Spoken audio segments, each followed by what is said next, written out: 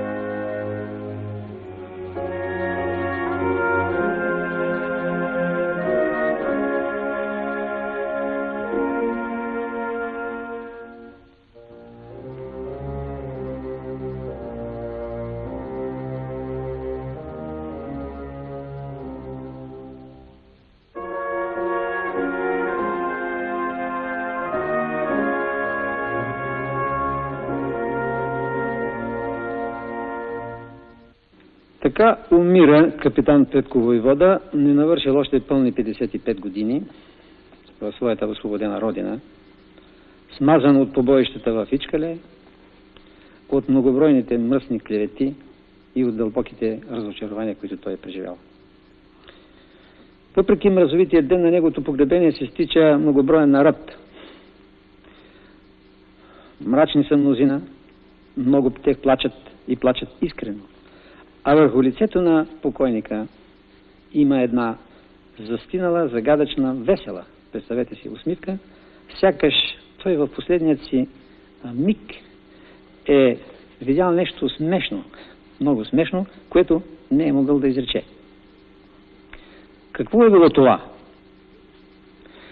Дали той се е надсмивал в последния си час на това, че е вече свободен и никой нищо повече не може да му направи?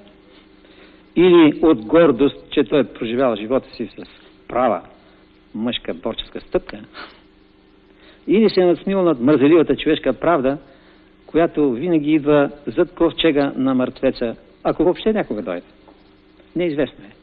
Легендарният капитан потъва в гроба, заедно със своята загадъчна весела правда. Заедно със своята загадъчно весело откритие. Отива си от този свят, това определено може да се каже, последният рицар на 19 век, хайдушкия 19 век, един гигант, по тяло и по дух, както го нарича Страшимиров, един Галивер, който има нещастието да надживее своята борческа епоха и да попадне в царството на коварните проклетите джуджета. Коварните проклетите джуджета успяват наистина да го умъртвят, но неговият дух остава да свети и той и сега ни изгрява с благородният си пример, с кристалната си чистота, с щедрата саможертва, която той е поднесъл пред олтара на своето отечество България.